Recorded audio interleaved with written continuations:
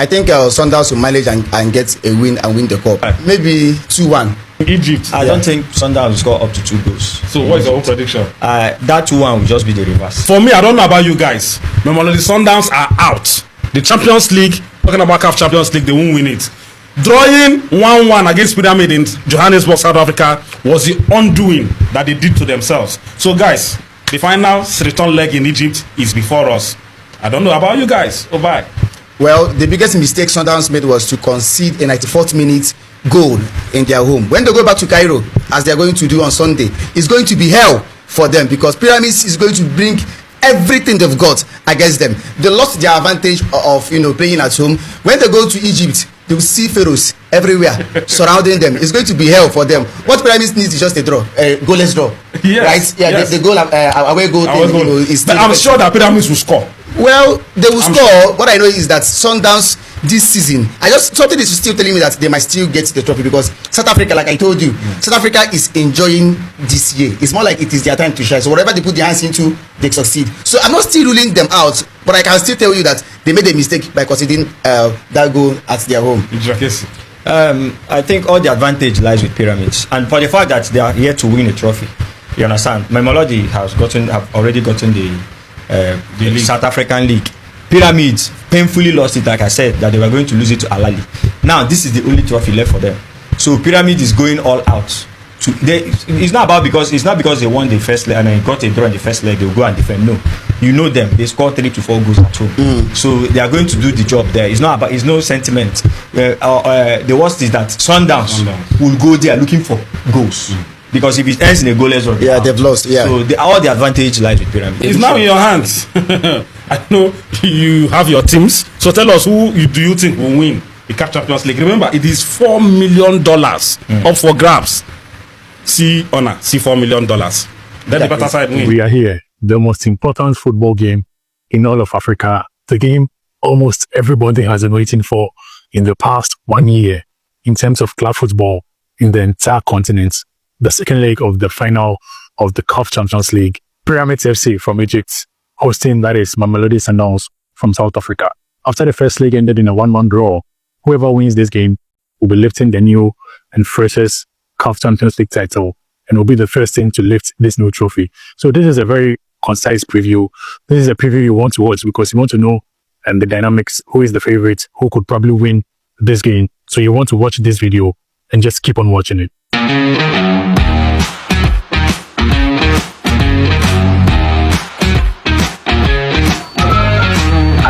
I'm doing.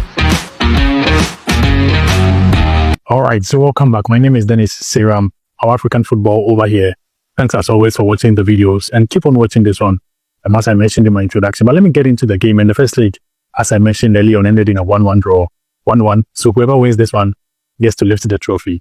But that first leg gave us a perfect picture going into this second leg that both teams are willing to go all out for this trophy.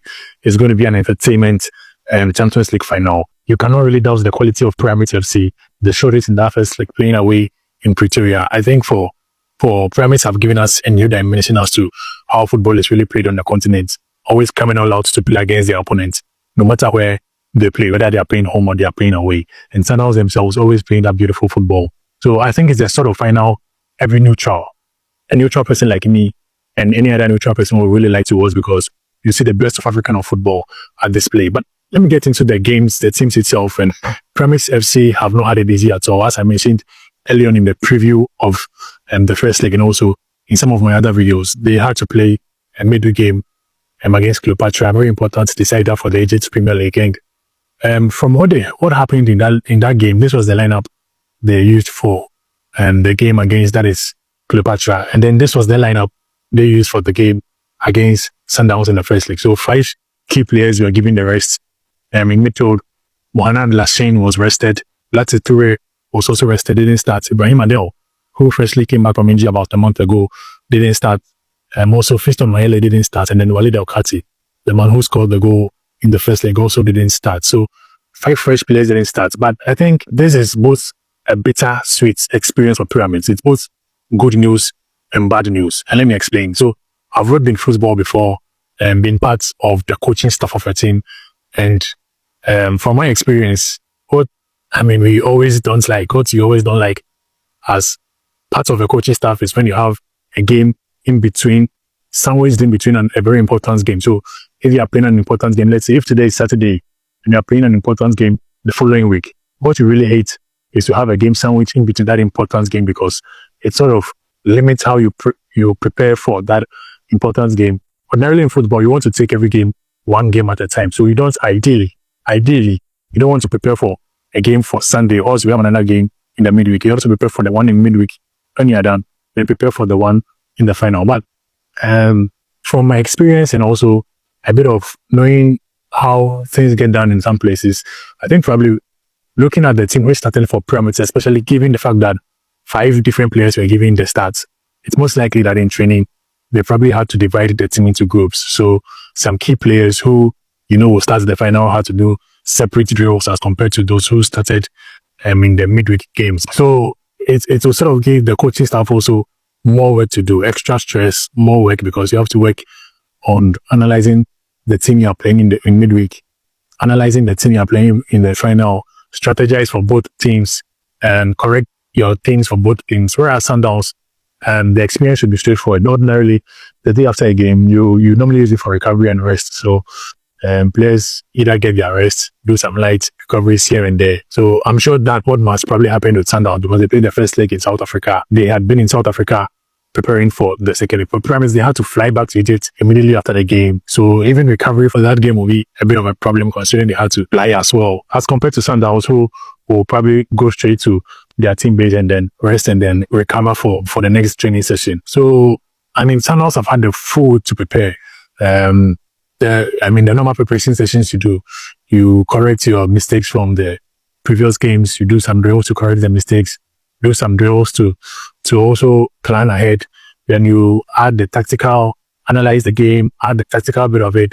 I mean, the normal delays you do in training for a bit. I'm sure they've had a smooth pathway in doing all that. But for Pyramids, it wouldn't be smooth, because as I mentioned earlier, I have to prepare for the midweek game against, that is Cleopatra in the HS Premier League, which they've already played, and then prepare for Sundowns too. But where I think it's going to be a positive experience, this particular one for Pyramids, is that they won that game by 5-1. So going into a Champions League game and winning your last game by 5-1, psychologically, is a huge boost, huge advantage for Pyramids, knowing that, they will be already feeling excited and happy going into that game.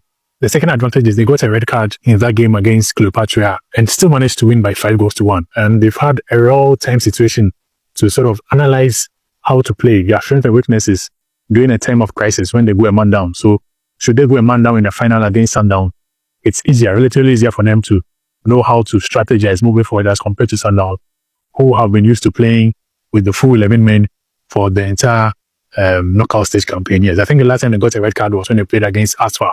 It was, I think, Raja Casablanca. So Sundowns are probably much more used to playing with 11 men. So when crisis come, when they get a red card, it could happen as it happened in the Confederations Cup final. Pyramids will probably know how to manage it better, because they've recently had an experience and they managed it. And the third reason why is that, the game against Cleopatra in midweek, they managed to rest 5 key players. I mentioned their names already.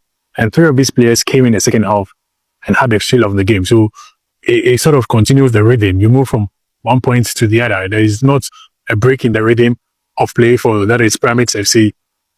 And they had enough minutes not to stress, not to get too fatigued, and then didn't also stay out of the game for too long. So they'll be a lot more fresher in the sense of continuing the rhythm of the game, which I think would be a good advantage for the Pyramids team. But here is why I think also it's a big problem going into the final. So the whole center line, the whole center back line from left back, center backs, and right back started this game. That means in the last 1 week, they'll be starting their third game. That is if Pyramids do play the same back line. They'll be starting their third game in 1 week, which ordinarily you'll be fatigued as a footballer playing such consecutive games without rest. So if I'm Sundowns, how do I take advantage of a moment like this? Because it's a purely advantage to Sundowns in terms of this particular perspective. So I think the ideal way for Sundowns would be to try and work out the defense, ensure that the defense remain static. They have a lot of work to do. So you stretch them out. You give them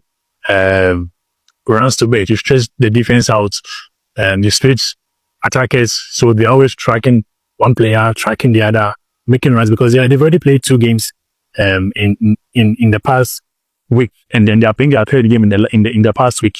And all these players played 90 minutes in all these games. So you stretch them out and make sure they are even being stretched. You play wide so that they make the runs in the very early minutes of game. And what happens is that when you work the defenders very early on in the game, it's most likely that getting to the latter stages of the game, they might be fatigued. And one thing you wouldn't want at all is a fatigued defender, because when a defender is tired, they are much more, it's easier for them to make errors, easier for them to make mistakes, easier for them to try to make a clearance and then they make a mistimed clearance and then get an own goal.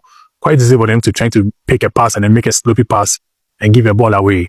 Quite easy for them to maybe when he is making the offside line, a defender might be so tired that he doesn't sync with the team. So he drops in the synchronization and then plays you onside. So offside line should not even be that effective with a tight defensive line. So these are all areas that Sundowns could really utilize in this game to the advantage. But let me also touch on an area in the first leg, which I think Pyramids could probably also be able to utilize in the second leg. So in the first leg, Pyramid tended to attack a lot through their left winger Ibrahim Andel, and he really had a difficult time against Kuliso Mudau. He was handled. He was really handled by Mudau, who made sure that the Pyramids left winger, that is Ibrahim Andel, was not able to beat him in there. But coming into the second leg, I think I've read from a couple of Egyptian portals that this man, who is the right back for Pyramid, will be back fit. That's Mustafa Fati, and he'll be back fit for this game. So if I'm Pyramids, I think the most ideal thing for me to do in this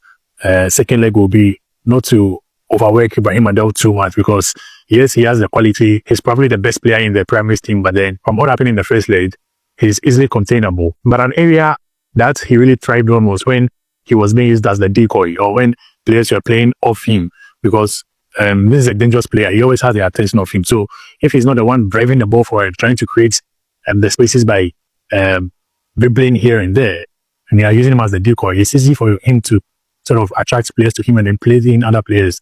So he even created one chance for Fiston Mayele in the first leg in this manner, when he was playing through his players instead of taking the initiative to dribble and then create the chances himself. So I think that would be the perfect role to give him, to use him as a decoy. He gets the ball, releases it, attract players onto him, releases the ball.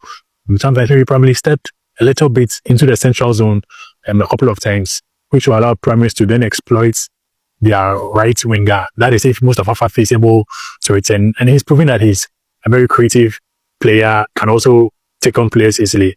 And Sundown defensively, their weaker side has always been their left side defensively, because Aubrey Modiba, who is the left back for Sundowns, is a very good technical player. He offers a lot in possession, offers a lot when attacking, but his defensive work rate doesn't really match up to what he really offers in terms of in possession and also in attack. So that could probably be the best area for Pyramids to exploit, instead of trying to break through Ibrahim Adel on the left side, break through, that is Mustafa Fati on the right hand side, who has the ability to create. He knows really how to create the chances. So if you get him the ball, he makes 1 or 2 dribbles, he can get you an inch perfect cross, can get you a low sweep cross, he can make a pass to an oncoming midfielder to shoot onto the ball. So I think that would be the best area for Pyramids to attack Sundowns. But this game is a home game for, that is, Pyramids FC. So I want to look into the numbers as to the performance of both teams when they are playing at home. That's when Pyramids is playing at home, and when Sundowns is also playing away. For Pyramid, and they've played 5 games at home in the Champions League this season. For some of their key players, Fiston Mayele has scored 5 goals at home. Ibrahim Andel has also scored 5 goals at home. Mustafa Fati, the right winger I was talking about, has scored 2 goals at home. And then Ramadan Sobi also scored 1 goal at home. So at home, the attackers are very lethal. We didn't see much of Fiston Mayele in the first leg because he's always dangerous at home. We didn't see much of Ibrahim Andel in the first leg because he's always dangerous at home. Same for the other players. When it comes to the assist column also, Ramadan Sobi has given 4 assists when playing at home. Mustafa Fati, the creative right winger I mentioned, also has 3 assists when playing at home. Ibrahim Andel himself has 3 assists when playing at home. The attackers of Pyramids, they do better. They always thrive better when they are playing at home. It shows in the numbers. They play some difficult games at home. They play some relatively easier games at home. But then all these players always pop up at home. And they haven't even lost a game at home. They haven't even drawn a game at home. They've won all their games. Everybody who came to the Joint Stadium in Cairo was beaten flat down. From Esperance to Orlando Pirates to Asfar, everybody got beaten at home by Pyramid. Then let's compare to the away record of Sundowns. And for Sundowns, their away record, they've won just one game away this entire season. They played 5 games away in the Champions League this season, and they won just one. That was against Manema Union. So apart from Manema Union, they haven't won any other game away from home. They played Ali, draw away. Esperance, it was a draw away. They played Asfar, it was a draw when they played away. I think they lost away at Raja, I think so. And even if you come to the numbers from the players itself, Peter Salulili has scored 1 goal for Sundowns away from home. Then Ikram Reines has also scored 1 goal away from home. So only 2 players have scored for Sundowns when they are playing away from home. And even when it comes to the assist numbers, the Bo Mukwena has given 1 assist, and then Ronan Williams, the goalkeeper, is the other player to give the assist. So Sundowns don't score away from home. Only 2 players have scored goals. Only 2 players have assisted. None of their forwards has even made an assist away from home this season. So it's a worrying thread. It's a worrying record for Sundowns going into the finals of this Champions League. And in the knockout stages, they haven't even scored a goal away from home. That is, they are players themselves, because they scored a goal when they played against Ali. It was an own goal.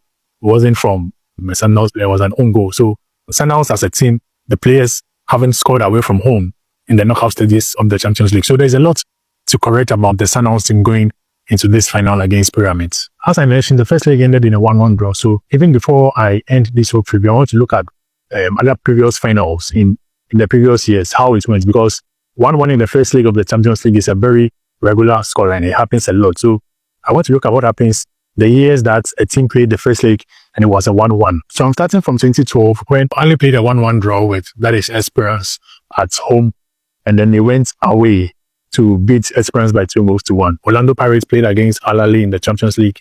Right now, the first leg was played in South Africa. It was 1-1. And the second leg, which was played in Egypt, Al Ahly won by 2-0. So the home team won the return leg by 2-0. Second time this happened since 2010 was in 2017. Al Ahly against Wydad. It was 1-1. The first leg, which was played in Egypt. And then the return leg, it was Wydad who won by 1-0 and lifted the Champions League. So again, the home team who played the second leg won and then lifted the trophy. Then in 2019, Esperance played against Wydad. It was 1-1 in the first leg, which was played at home by Wydad. The second leg, which was at home of Esperance, Esperance won by 1-0. Even though this game had a controversial end, it didn't really come to an end. Wydad won though, but in the end, it was Esperance who won at home by 1-0. So from these statistics, 75% of the time since 2010, when it ends in a 1-1 draw, the team playing at home in the second leg win the trophy. So per the statistics, per the numbers, Sundowns probably have a 25% chance. This is just the numbers. I'm not saying this is what will happen, but it's just the numbers that per the statistics in terms of what happens from the previous years. Sundowns have a 25% chance of lifting the trophy, whilst Pyramids have a 75% chance. That is just per the results, picking on the results basis. But football is always different from statistics. I have a friend who tells me that statistics is like, says it's, I'm not sure I can, there is some vulgar with it, so I'm not sure I can use it, but he's more like, it's more like it gives you something you can see, but then you can't really touch it. So once the whistle starts, the game is always different, and it depends on the 11 men and how the coaches treat their formations and then build their teams. But that's just for the statistics and numbers going into the game. But there's an important thing to note, that the last time a team not from North Africa lifted the Champions League was Sundowns, this same Sundowns team in 2016, when they won it against Zamalek, and it was same in Egypt where they won the trophy. So maybe they can revoke the spirits of 2016 9 years later and then lift the CAF Champions League again right on Egypt soil this time again. Who knows? And because since 2016, all the winners have been from North Africa, all of them, not even a single one from the sub-Sahara part of Africa has lifted the trophy. So let's see, will this be the year that Sundowns finally break the thing, so the North Africa dominance will continue? Let me know who you think is going to win this one in the comment section.